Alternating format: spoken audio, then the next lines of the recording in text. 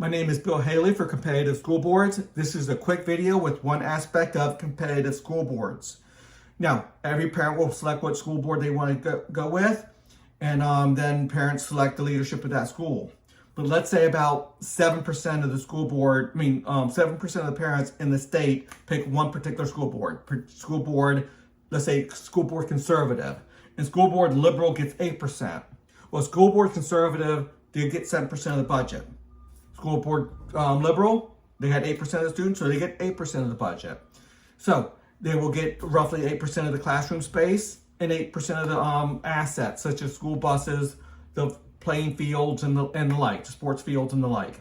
So there's a lot of ways that this can work. The base reform is that they're just going to get percentage of the classroom space. That could be full schools, 7% of the full schools.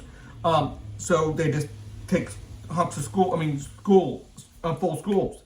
But that might mean a lot more traveling for the students. And to be honest with you, a lot of school boards are going to say, let's just share a school building.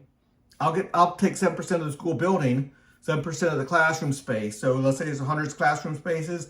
I get 7 as a conservative. The liberal gets 8 as a liberal, and all the other ones get their 12 and their 13 and their 6 and their 9% until you hit all the classroom spaces are filled up.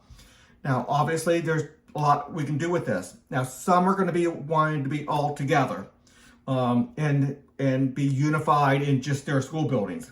We see private schools do that right now, and private schools can do that. You're going to have a school board that's going to be very private school friendly, where they just contract with the school board, and the private school agrees with the school board, and the school board doesn't try to give them any type of philosophical challenges or whatever, and the school board contracts with them and they get that percentage of the budget. Obviously, there's going to be a little bit of overhead within the school board, but that should be minimal.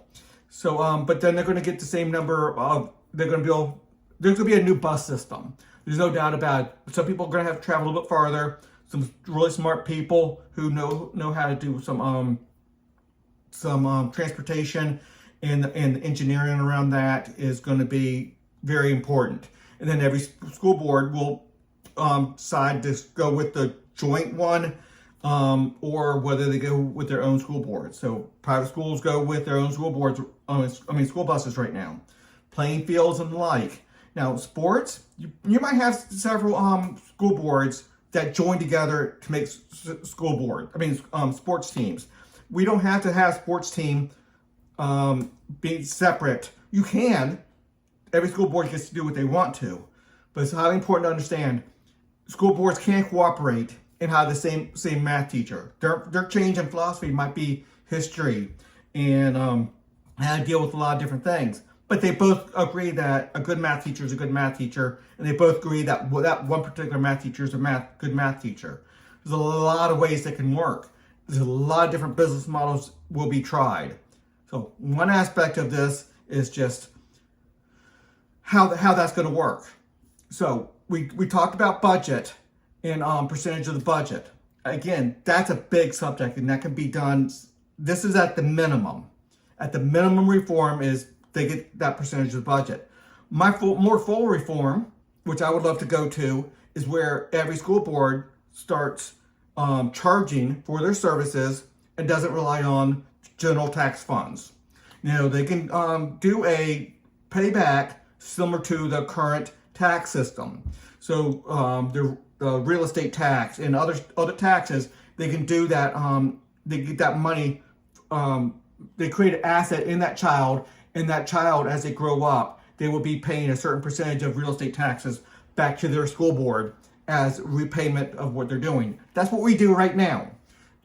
Somebody goes through school. I went through K through 12 in public school, and I'm 55 right now. So I've had, about 35 years of paying back or paying real estate taxes. Whether I rented, still paid real estate taxes because part of the rent goes to real estate taxes.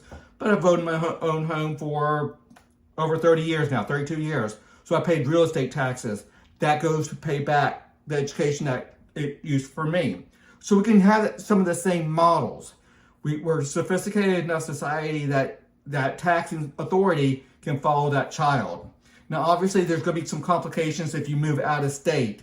Out of state, if they don't do it, you're going to have that complication. You still owe the school, the education system that educated you, but they might be charging you real estate tax as well.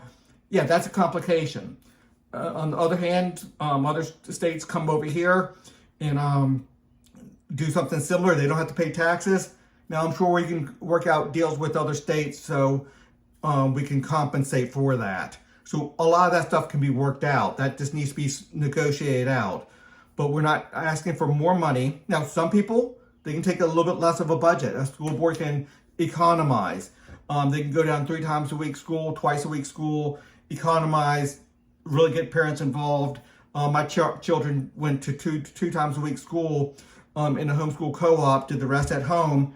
Very successful. All of them went to college. One of them has a master's degree through college, so very, very successful.